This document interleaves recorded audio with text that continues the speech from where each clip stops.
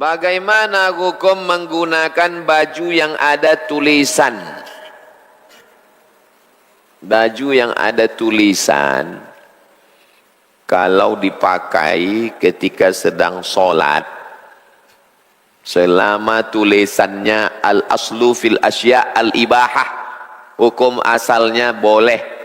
Tapi kalau tulisannya itu mengandung konten seksual, pelecehan, kekerasan, kemusyrikan, tak boleh. Hukum tulisan boleh. Misalnya bajunya di belakang, sholatlah sebelum disolatkan, boleh. Tapi kalau baju itu tulisan ayat Quran, jangan. Karena kalau baju tulis ayat Quran, baju dibawa ke WC, ke toilet, ikut tulisannya.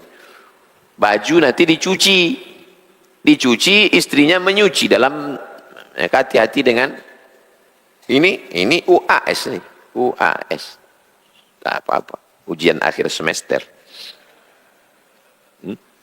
Gambar, usahakan gambar yang tidak yushril, menyibukkan mata orang. Karena dalam mazhab Maliki, sholat tuh matanya menengok Masjidil Haram. Maliki, fawalli wajhaka syatral Masjidil Haram, hadapkanlah wajahmu ke Masjidil Haram. Sholat menghadap ke muka. Pas yang di muka tuh bajunya menyibukkan.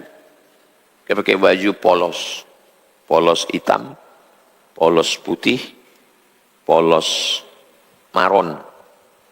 Kalau bertulis-tulis, apalagi itu tulis belakang coblos nomor, gitu. Wah, musuh ini. Itu hukum asli tulisan dengan gambar, tapi tidak sampai haram, kecuali kalau gambarnya itu gambar haram, tulisannya tulisan haram. Hukum asalnya mubah, tapi sebaiknya polos. Ibu kalau pakai mukena polos. Karena kalau sampai bawa bunga-bunga di belakang, orang di belakang nengok, kok di mana bolinya kok?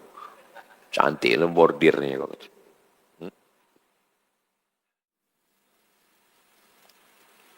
Bagaimana menyikapi situasi tempat bekerja yang penuh dengan keharaman? Keluar dari situ, cari tempat yang halal. Belum bisa karena saya kerja di bank konvensional. Kalau saya keluar dari sini, bini saya mati karena sedang hamil, anak saya mati karena ada anak kecil. Kau tak boleh pilih mati. Dalilnya la tulqu bi aidikum ila tahlukah. Jangan jerumuskan dirimu kepada kematian. Tak boleh pilih mati. Kau kerja di situ dalam 3 bulan ini cukup untuk modal. Dapat modal, keluar dari situ. Jangan lama-lama di tempat haram. Di kantor banyak pungli dititipkan oleh atasan. Ada setoran-setoran kegiatan haram. Kau kerja di situ, ambil yang halal saja. Tengok dalam SK ada gaji pokok. Berapa gaji pokokmu? Gaji pokok sekian, tunjangan sekian, uang transportasi sekian, uang makan sekian. Ambil itu saja. Yang duit, uang tunjang, uang sipak, uang sundul, uang tanduk, uang sikut, jangan kau ambil. Kemana diserahkan duit haram ini? Duit haram untuk sosial. Bangun posyandu, bangun jembatan sosial. Kalau membawa duit-duit begitu ke kiai, ke pondok, serahkan aja, jangan dicakapkan. Ini Pak Kiai ada beberapa duit haram mau kuserahkan ini. Nggak usah, serahkan aja. Biar dibangunkannya ke aspal jalan, beli paving block buat WC. Tak boleh duit itu dicampakkan ke laut.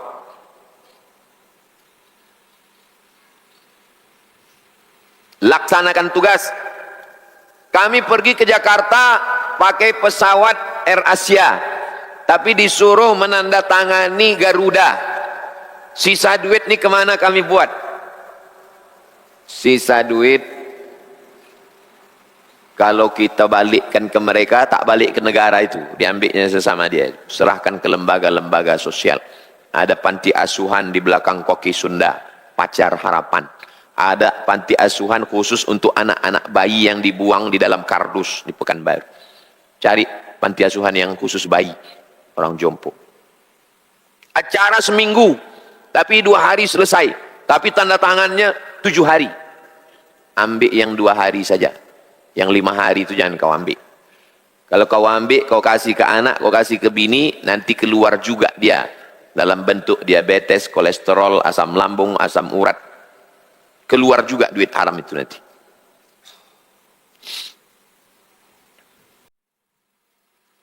Apa beda hawa dengan syahwat? Secara bahasa sama. Ana ahwa, saya ingin. Ana ashtahi, saya ingin. Semua keinginan-keinginan itu disebut dengan hawa atau syahwat. Secara bahasa sama-sama keinginan. Tapi secara istilah hawa lebih umum. Hawa ini lebih umum.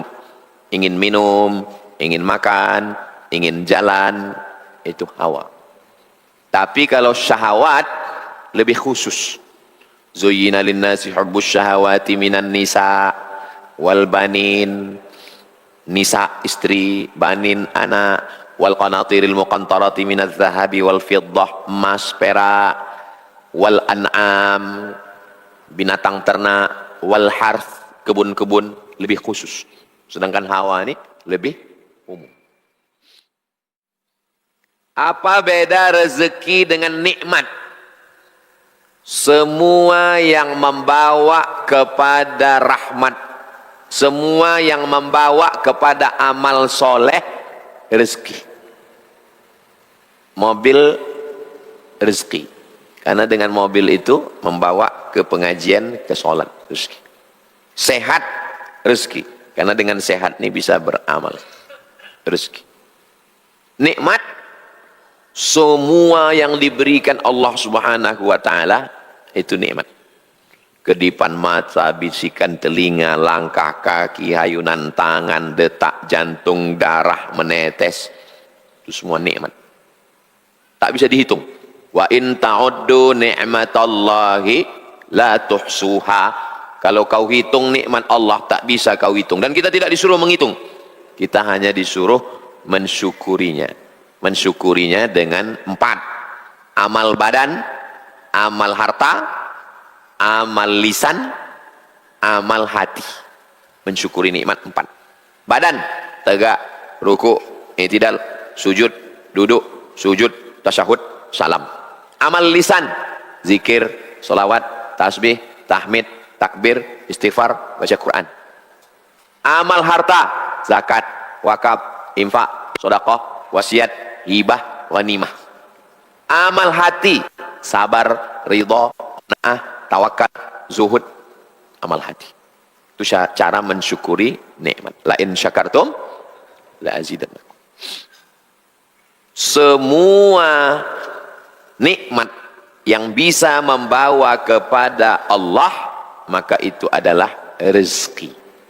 Aku tak dapat rezeki hari ini karena dianggapnya rezeki itu duit. Tak dapat duit dianggapnya tak dapat rezeki. Padahal istri rezeki. Kalau istri itu solihah. Kawan yang baik membawa kepada amal, rezeki. Punya kawan yang menasehati, jangan kau begini, jangan kau begitu, rezeki. Semua ini nikmat. Di antara nikmat ini yang bisa membawa kepada Allah, rezeki. Harta, rezeki yang paling rendah. Harta, duit, rezeki yang paling rendah. Rezeki yang paling tinggi, istiqomah. Istiqomah. Datang orang menjumpai Imam Taifur bin Isa. Nama aslinya Taifur bin Isa, tapi dia selalu dipanggil Abu Yazid Al-Bistami. Syekh Abu Yazid Al-Bistami, ya, itu ada orang bisa terbang. Maksudnya mau memanas-manasi, ada wali itu, ada wali bisa terbang. Apa kata dia? Burung pemakan bangkai pun bisa juga terbang. Datang orang ke saya, Ustaz, ya, itu ada wali Pak Ustaz bisa terbang. Burung pemakan bangkai pun terbang. Superman, Batman, Spiderman pun terbang. Yang tak bisa mereka lakukan adalah istiqamah. Al-istiqamah khairum min alfi karamah. Istiqamah lebih baik daripada 1000 karamah. Kalau bagi pekerja berat seperti tukang bangunan, tukang panen sawit, bongkar muat, tak bisa makannya sikit, harus makan banyak. Bagaimana Pak Ustadz? Makan banyak. Yang kita bahas subuh ini tentang halal haram atau tentang adab? Adab, bukan masalah halal haram. Kalau tak ada pertanyaan ini, lupa saya menjelaskan ini. Yang kita kaji subuh ini bukan masalah halal haram. Makan banyak tak haram. Makan daging kambing panggang. Makan daging kambing panggang. Apa hukumnya? Tengok dulu kambing siapa. Halal-halal aja. Kambing curian. Dia kalau tidak makan banyak, kalau tak hilang tepi piring itu, tak bisa bekerja. Sementara mengasih makan anak bini hukumnya wajib. Haram dia kalau tak makan banyak. Mesti makan banyak. Ini alasan nanti kalau ditanya kawan. Kau udah ngaji Riyadhus Shalihin, kenapa hilang bunga piring ini? Aku kalau tak hilang bunga piring ini, hilang anak biniku di rumah. Mau kau ngasih makan dia rupanya? Oh, kalau kau urus-urus, aku kusumbatkan piring ini ke mulut kau. Boleh. Untuk apa makan? Dalam Islam makan ini untuk apa? Liyuqima sulbahu, untuk menegakkan tulang belakang. Karena kalau tak makan, tak tegak tulang belakang. Kenapa tulang belakang mesti tegak? Allahu Akbar. Kenapa tulang belakang mesti tegak? Supaya bisa ke pasar, supaya bisa ke kebun, supaya bisa berusaha mencari rezeki yang halal. Mudah-mudahan Allah jaga kita dari yang haram.